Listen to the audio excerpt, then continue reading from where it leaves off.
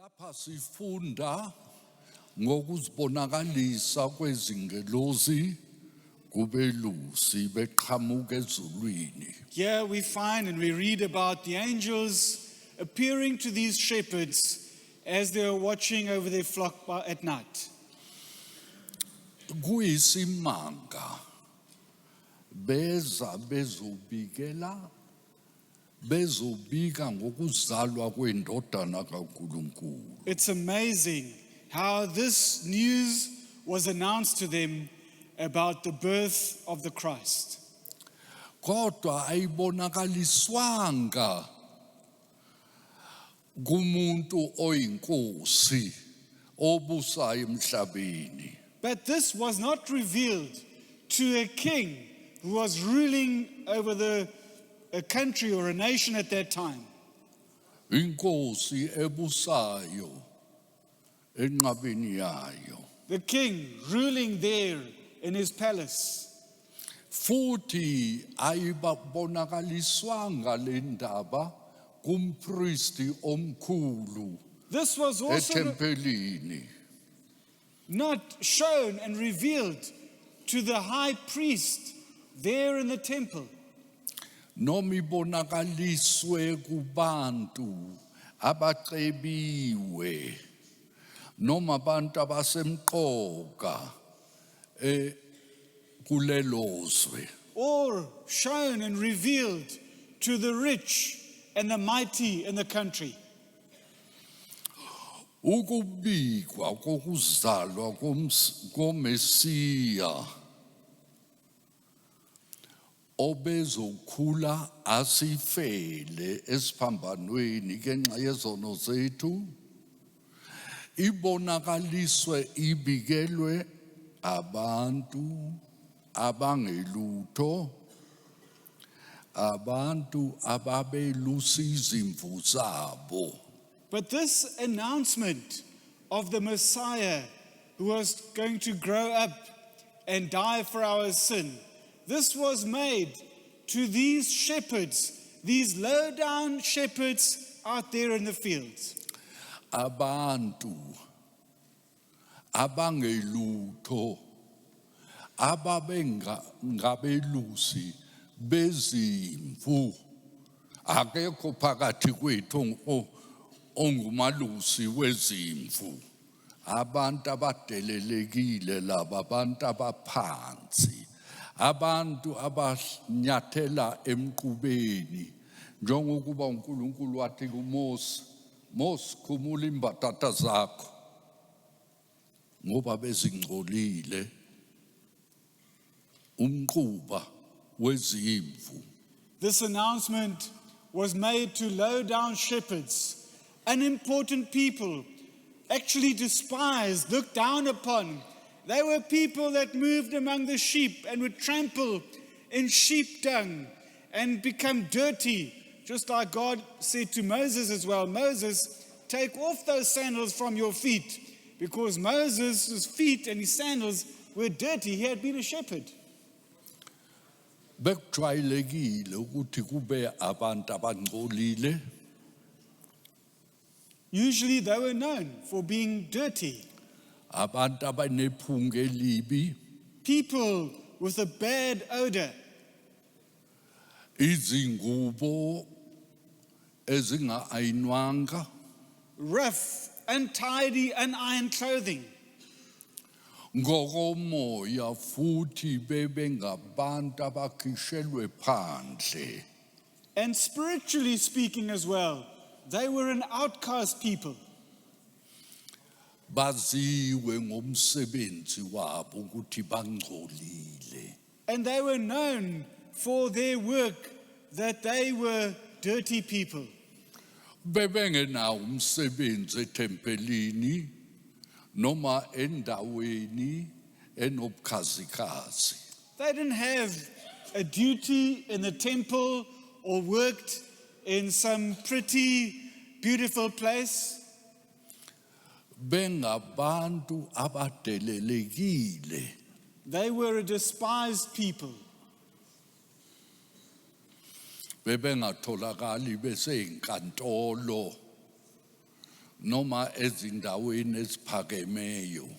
not found in offices and other high up places. Ababusi bezimvu bebengabantu abaphandle, cisho singabafanisa nabantu ababe nobuchopho. They were living an outdoor life out there in the field, and we could even compare them, and according to their status, to those who had leprosy. Abantu kube ngathi emehlweni abantu bahlukene noNkulunkulu, bahlukene futhi nabantu. And people saw them as people that were separate from God. Bebengabantu abadabukelwayo, abantu abadinga ukusizwa. Looked down upon, pitied, people who needed help. Kodwa ngomusa kaNkulunkulu bathola usizo olokugcina. But by God's grace, they received this help of the highest quality. Bebefana nathi, noma singagqoka amasuti, sifaka uthayi, sigeze kahle, kodwa ngenxa yezono zethu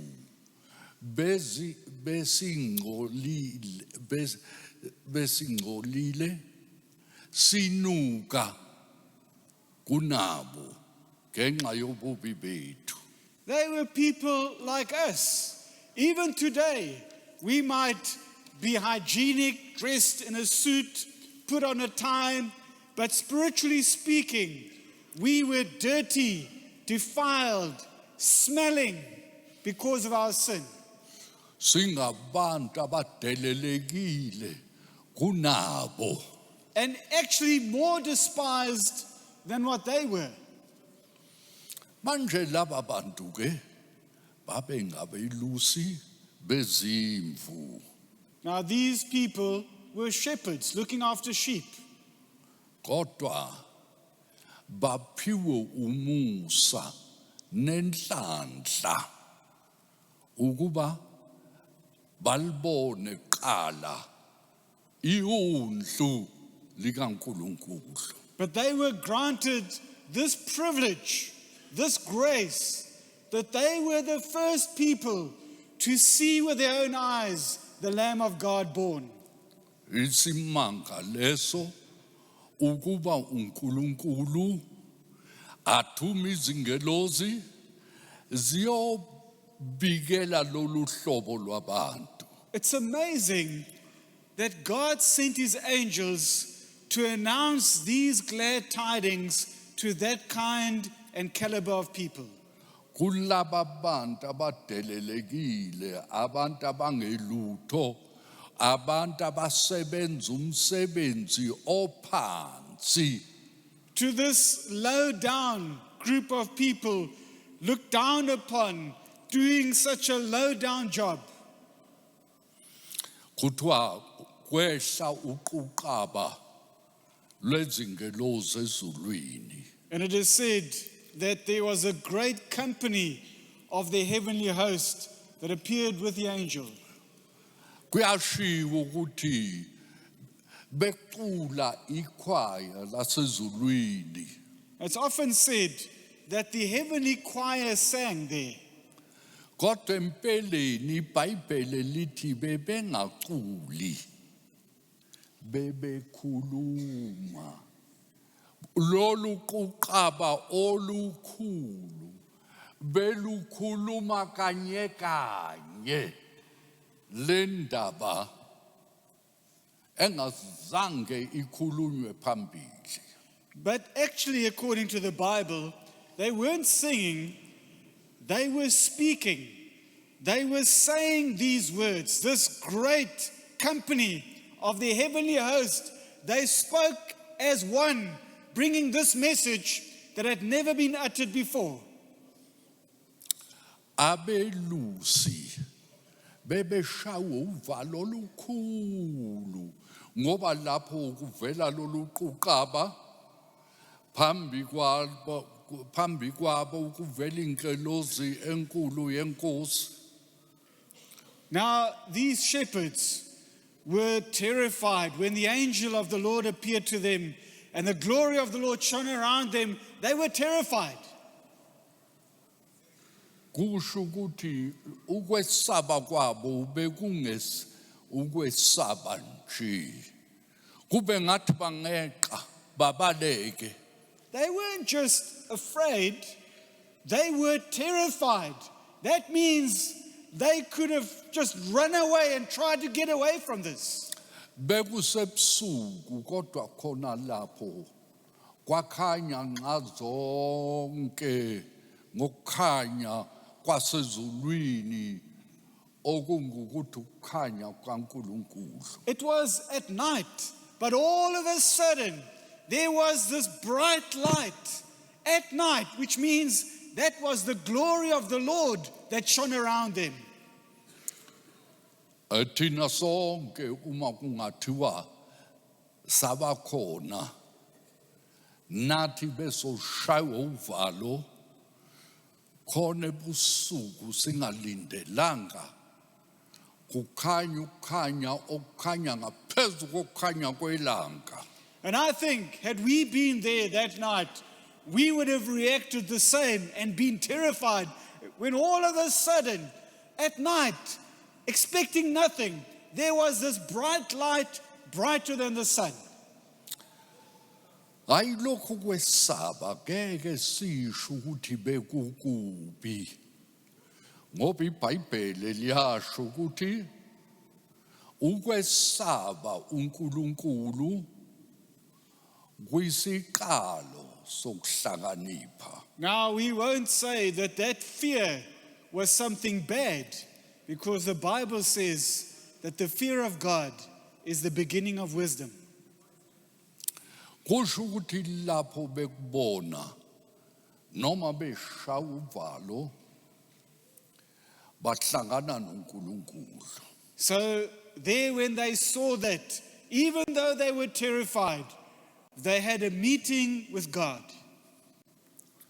Izingelozi zakhuluma nabo ngoNkulunkulu ozelwe eBethlehem.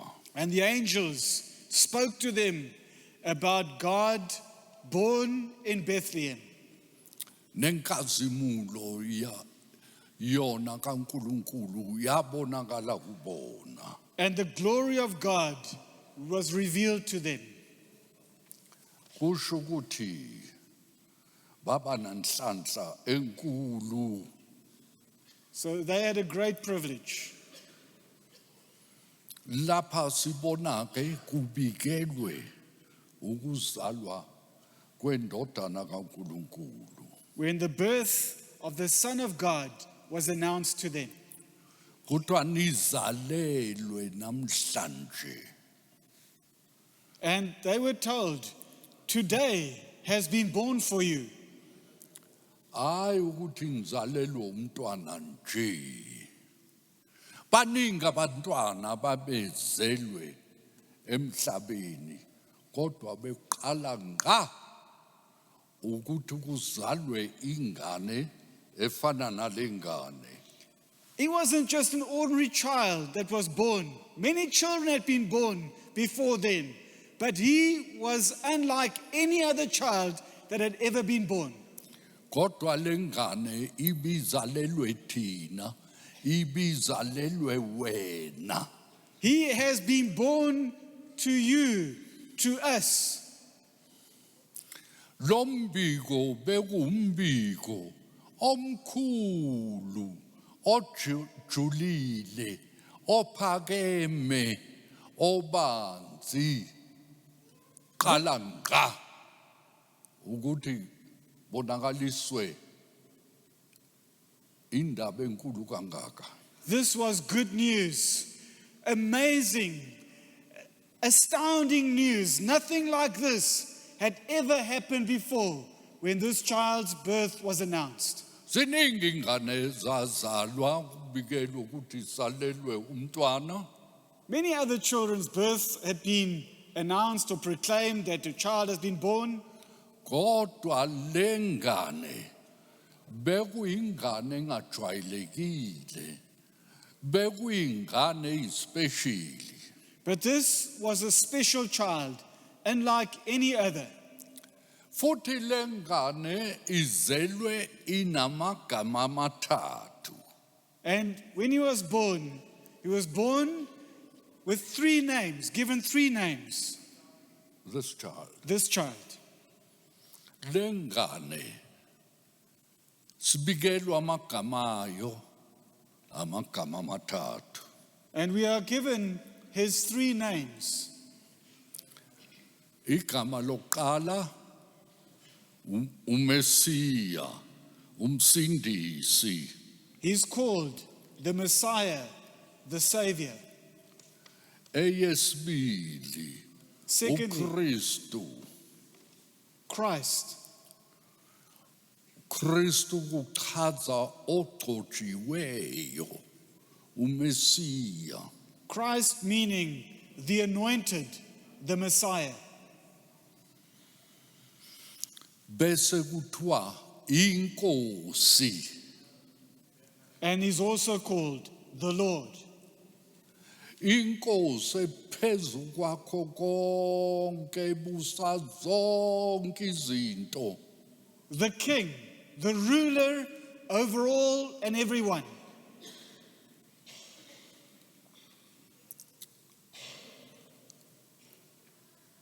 He's called Lord. This title identifies him as the sovereign God. Kusho ukuthi leli gama elithi inkosi hayi ukuthi njengokuba thina sibiza noma bani sithi inkosi inkosi, kodwa lichaza ukuthi uyena uphakeme kunezinto zonke, uyena ophethe umhlaba wonke ngesandla sakhe, yena okwenzayo lokho akuthandayo. He holds the whole world in his hands, and he can do just as he likes. Uyena obusa isibhakabhaka sonke. Ruling over the universe. Uye lo owabumba umuntu. He is the one who made man. Ethatha uthuli lomhlabathi embumba umuntu. Forming him from the dust of the earth. Uye lowo owaphefumula kuye emakhaleni akhe umoya wokuphila. He is the one who breathed life into the nostrils of man. Uye lowo ohola zonke ingelosi kuso sonke isibhakabhaka. Ileyo naleyo ngelosi iphethwe nguyena ngesandla sakhe. He who rules over all the angelic host, and he holds them in his hands. Uyinkosi phezu kwezinto zonke, uye lo mntwana esalelwe uyena. The sovereign God, ruler over everything. This is the child who was born to us. Simfica la eBethlehem esibayeni senkomo. We find him here in Bethlehem, in a stable, in a manger. Enjengomntwana odinga ukusizwa, ingane encane engakwazi ukuzisiza yona. Finding him as a helpless little baby who needs help. Ake nibheke umusa kaNkulunkulu, bukani inkazimulo kaNkulunkulu ukuthi uJesu ehle esihlalweni sakhe sobukhosi somdali wezinto zonke azoba umntwana ozelwe nguMaria esitebelweni senkomo. Behold, the grace of God, that the creator of everything left his throne in heaven, came down to this world, and was born to Mary there in a stable. Wasuka washiya isihlalo sakhe sobukhosi weza la emhlabeni waba ingane encane ezelwe nguMaria ukuba sithole ukusindiswa thina zoni. He left his throne in heaven, came down to this world, born to Mary, that we may be saved. Lendaba enkulu emnandi ebabazekayo kuthiwa izoba kubantu bonke. This wonderful news of great joy, it is said that it will be for all the people. Kuyadabukisa namhlanje uma uhlangana nabantu ukhulume ngokhisimusi ukuthi khisimusi namhlanje bacabanga izinto nje iziphiwe khisimusi bokisi nani kudliwe. It's sad when you speak to people today about Christmas, all that they can think of and all that it means to them is that it's a time to receive gifts and to have a nice meal together. Kanti lo mntwana usimema sonke ukuba size kuye. In the meantime, this child calls all of us and invites all of us to come to him. Sonke sibizelwe kuye. All of us are called to come to him. Bengixoxela abanye namhlanje ngomunye uthisha. Today I related to some about a certain teacher. Ube newashi eliphambili lesiliva negolide kube ngathi kubhalwe ngama-diamond. He had the most expensive watch made from gold and silver and also with diamonds inside of it. Waqoqa iklasi lakhe empeleni ube namaklasi amabili. He brought and he called his class together. In fact, he had two classes. Waqala ngeklasi eliphansi. So he started with the lower class. Kuleli klasi bekhona umfana omncane ompofu odelelekile engenalutho. And in that class, there was a young boy that was very poor and very much looked down upon. He had nothing. Wasuka wathatha iwashi lakhe elihle eliphambili lemali enkulu. So he took this most expensive watch of his, very, very expensive. Waya kulomfana omncane esikoleni eklasini lakhe odelelekile ompofu wathi mfana nali wash engikupha lona. So he went to that little boy who was looked down upon, despised, who had nothing. And he said, "My boy, I present to you this watch of mine."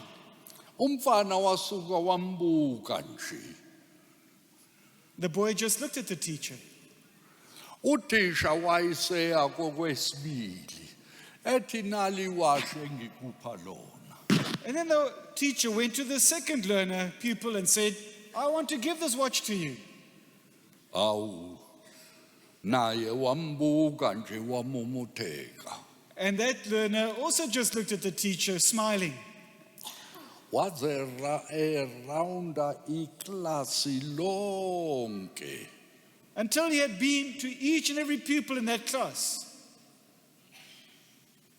Uma iseqedile waya kuleli klasi elingaphezulu. When he had finished with those learners, he then went to the next class, who was an older class, a higher class. You don't say class anymore. What grade? Oh, great. Ziyatshintshwa izinto emhlabeni. Things change in this world. Akusakhulunywa ngamaklasi, sekukhulunywa ngamagrade. Nowadays we speak about grades, no longer classes. Waqala ke koqala ku grade lo ongaphezulu. Ethi amfana nali washe ngikunika lona. So he went to the first boy in that older grade or the next grade and he said, "Here is a watch for you, my boy." Wayeseya kowesibili, And then to the second one, owesithathu, the third. wazungeza bonke. He went to all of them. Uma esefika ngasekugcineni, When he came to the last one, ethi mfana, ngikupha leli washi. he said, "My boy, Awuthandi? I give you this watch. Don't you like it?" Umfana wathi ngiyabonga thisha. The boy said, "I thank you, sir." Walmukela. He received it. Hawu, zaphaphama zonke ingane. Wathi bengithanda ukuthi ngilinike lo woqala.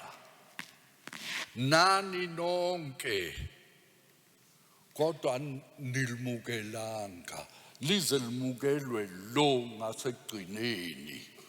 And it was as if all of a sudden they woke up and realized that the teacher was serious.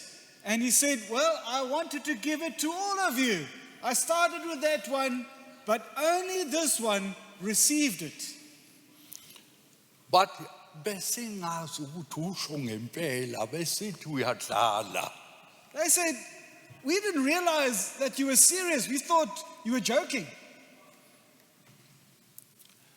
Indaba kaNkulunkulu kuyadabukisa uma isivezela izinto zengcebo yasezulwini kodwa sithule nje siyayibuka kube ngathi udlala ngathi uNkulunkulu. It's heartbreaking and sad when God wants to give us of his heavenly riches and his heavenly glory, but we just look at him as if he doesn't mean it.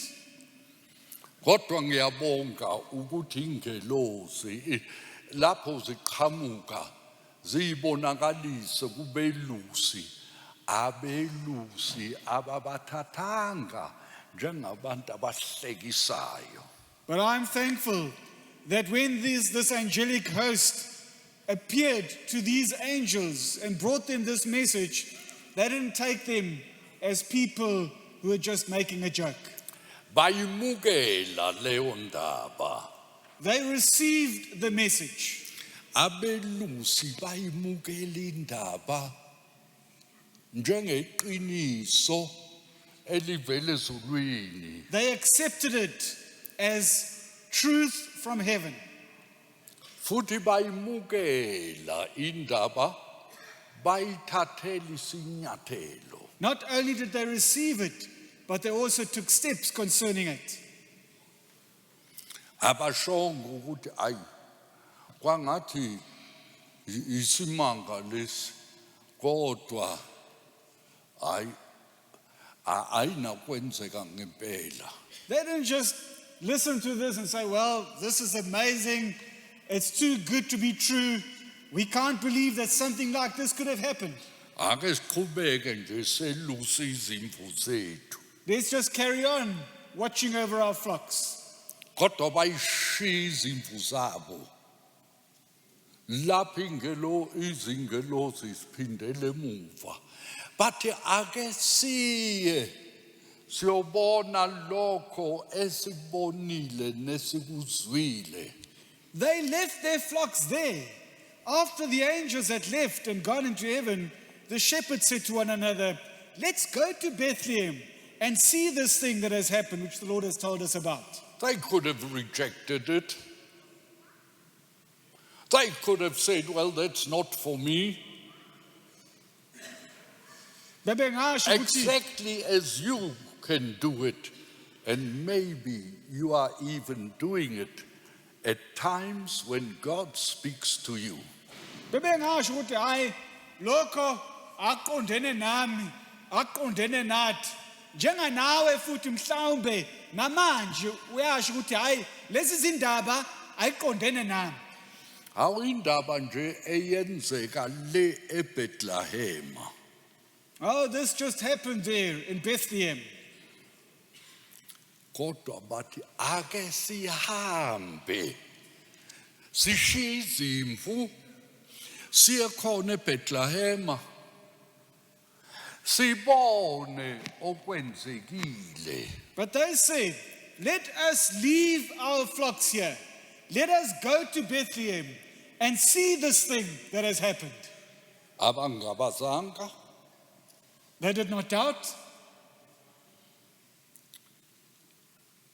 Bayithatha notice abashongo ukuthi akunamsebenzi. They did not hesitate, and they didn't just disregard it and reject it. And they had no excuses. Abazange futhi babe nezathu zokungayi khona. Bethe yabankulu ke le ndaba yokukhanya nezingelozi ikhwaya ebelingaculi kodwa belikhuluma kanye kanye. Cabangani ukuthi bekuzwakala kunjani. They weren't just amazed at this angelic host, this huge angelic choir that did not sing, but that spoke together. Just imagine what it must have been like. Likhona ikhwaya licula kahle. Kodwa ngelinye ilanga bathi sohamba ngeke sicule namhlanje siyokhuluma. Sikhulume sonke kanye kanye. Bashaqeka abantu. Baphelelwa amandla. Bekuyisimanga esikhulu leso. Kuzwakala futhi ngenye indlela bekhuluma bonke ngasikhathi sinye ngezwe lodwa. They could sing, and wonderfully at that. But on this day they said, we will go, we will not sing, but we will speak, we will say this all together. And what an impact it had. It shocked those who heard this amazing news said like with one voice from all these angels. Abelusi beyizwa indaba When the angels heard, bayilalela they obeyed. bayenza kwaba usindiswa kwabo lokho. And they did something about it. They obeyed and did what they were told, and that was their salvation. Basindiswa ikona ngokulalela leyo nto. They were saved by that. That was their salvation by obeying the message. Abashongo nje ukuthi hey kwaba isimanga leso. They didn't just say, oh, what an amazing message it was. Mbonile lokho khanya. Did you see that light? Mbonile leyo ngelozi yenkosi. Did you see the great angel of the Lord? Nilibonile lolo uqaba nalokho khanya. Did you see that great company of the heavenly host and the bright light around them? Hayi bebengekho kulokho. Bathi nje ake siye sibone esibikelwe kona. No, they had no time for that. They just said, let us go to Bethlehem and see this thing which the Lord has told us about.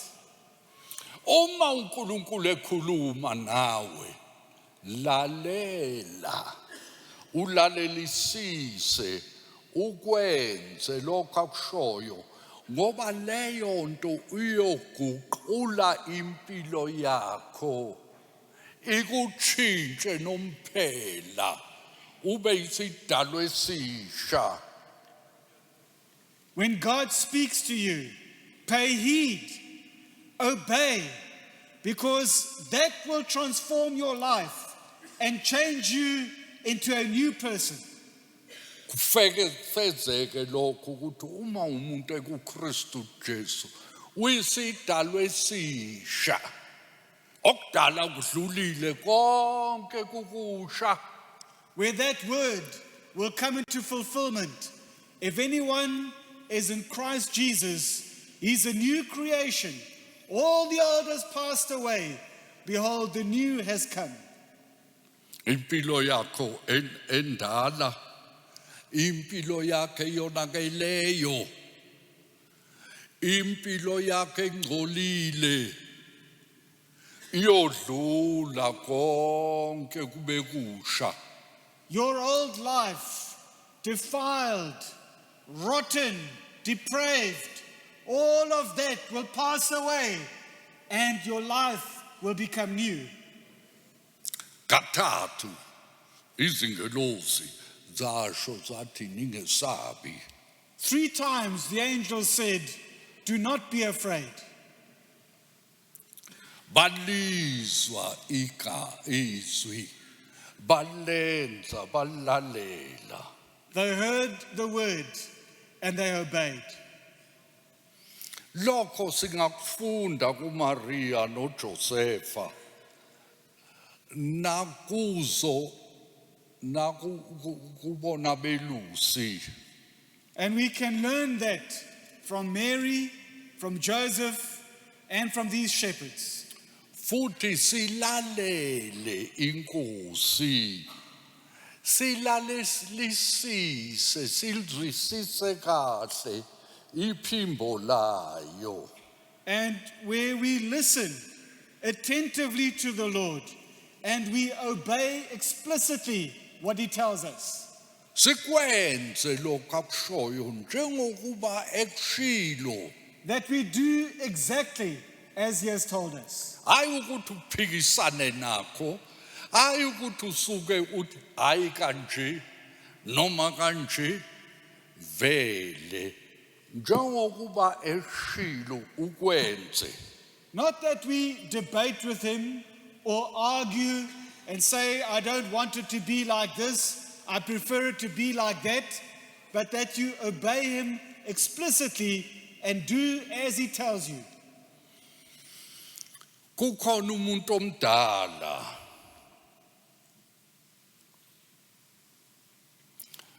waze wabuzwa ukuthi wena wake wantshontshela intokozo yakho empilweni yakho na? There's an older person who was once asked this question, has your joy been stolen from you? Athi cha, ngoba kukhona izinto esithenjiswe zona noma esizizwayo kodwa lezo zinto azifezeki. The person said, no, but we have been given promises and we have expectations, and those expectations have never been fulfilled. Kodwa esitshelwe inkosi uNkulunkulu kuyafezeka konke. But that which the Lord tells us, that which God tells us, all of that is fulfilled.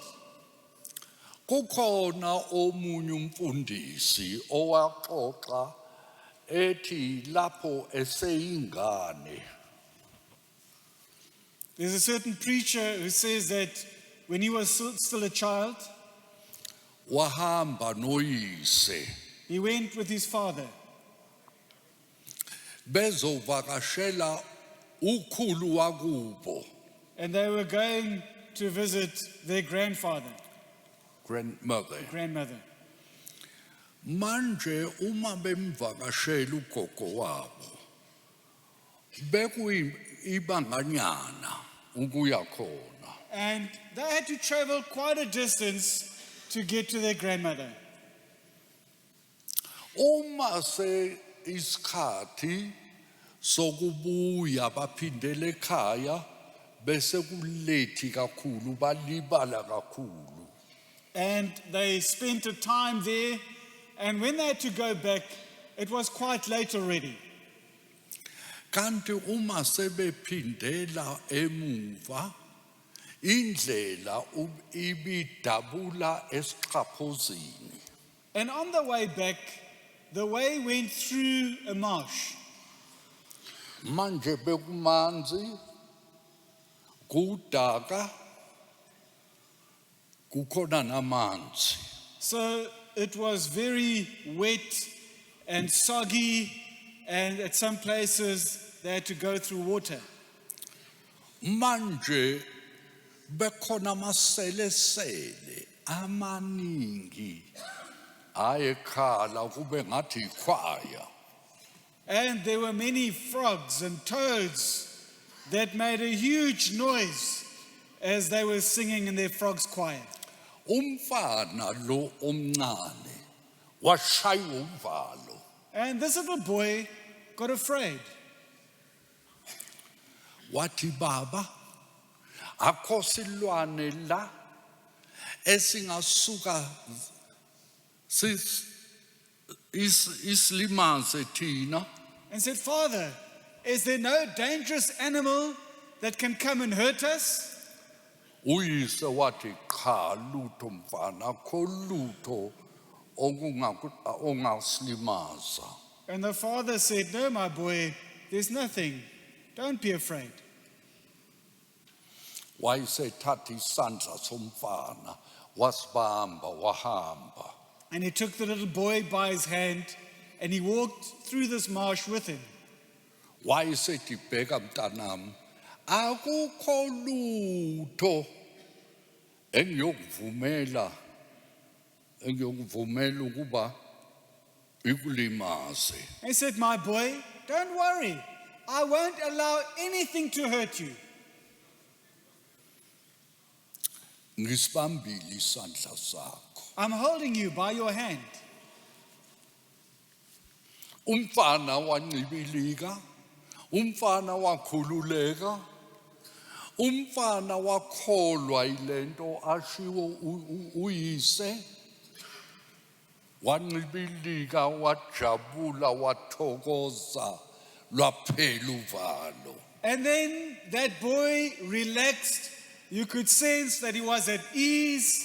He was free again of fear, and he believed what his father had told him.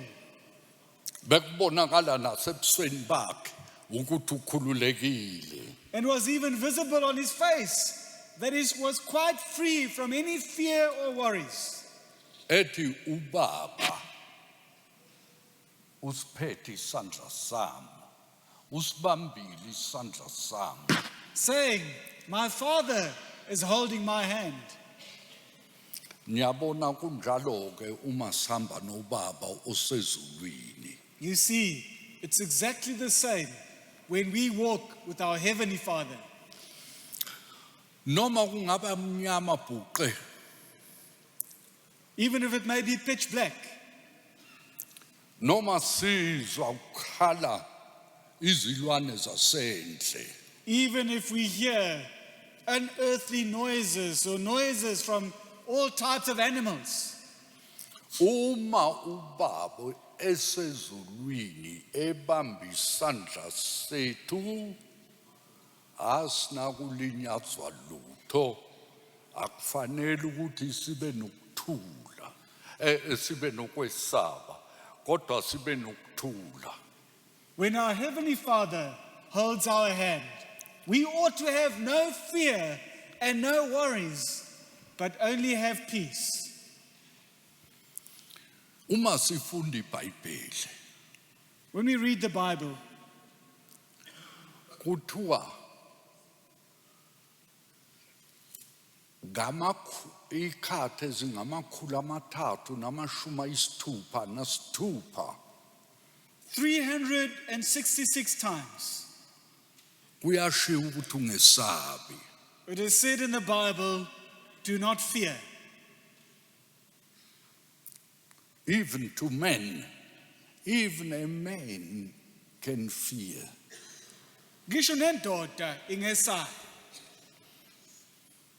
If it would be 365 times, it would be for every day of the year. Don't fear. Uma besingabala u365 kusho ukuthi khona ivesi nevesi eqondene ngosuku nosuku konyaka ukuthi ungesabi. But now they say, if we count the times when it says don't fear, it's 366 days. So God even thought of the leap year. Kodwa ke kubalwa ngawo 366 kusho ukuthi uNkulunkulu becabangela futhi nalonyaka njalo emva kweminyaka emine kunosuku olungaphezulu. Unyaka lunezinsuku ezingama-36 A year has got 365 days. Kodwa unyaka lwesine njalo unyaka lwesine lunezinsuku ezingama-366. But every fourth year has 366 days. Kusho ukuthi uNkulunkulu wacabanga nalolo suku. Musanike niphume lani benovalo nesabe. Noma kwenzekani. Omunye asabe athi awu ngizothola ikhense. Noma mina angazi ukuthi ngizofa kanjani. Angazi ngizodlani ngoba nginakho ukudla. uNkulunkulu uthi ungesabi. Thatha isandla sakho usifake kwesakhe. Uzohamba naye ngekwehlelwe lutho. So God considered even the leap year. Do not be afraid. There are many who are afraid of so many different things. Maybe I'll get cancer, or maybe how am I going to die? How am I going to survive? Where will I get food from? No. Put your hand into God the Father's hand. Do not be afraid. Ngiyesaba ukuthi mhlawumbe kuzofika uSathani angehlule noma ngihlangana neSatanism. Or maybe Satan will come and he will overcome me. Or maybe I'll meet up with Satanism. Uma unoJesu, unaye uNkulunkulu, unalomntwana owadala izulu nomhlaba. Akudingi ukuthi umesabe uSathani. uSathani uzokwesaba wena. No. If you have Jesus, the Christ child, he who is God, then you do not need to fear the devil. He ought to fear you. uNkulunkulu usibonile ke sisemhlabeni sihluphekile. God saw us here Siswele. in this world, troubled and in need.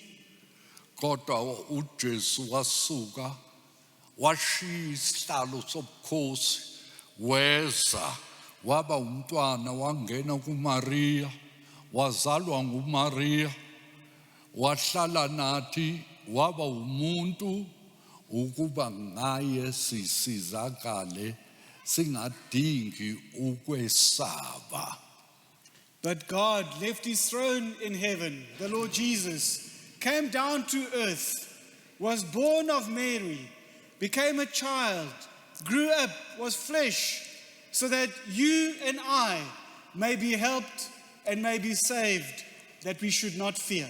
Uzusaba ukuthi hey kuzoqhamuka uSathane angihlasele Cha, uma uJesu esibambile isandla sakho, noma kunyama kangakanani akufanele ukuthi usabe, noma uzizwa izilwane zasendle zibanga umsindo, noma ubona izitha zingakanani, akulutho lokho.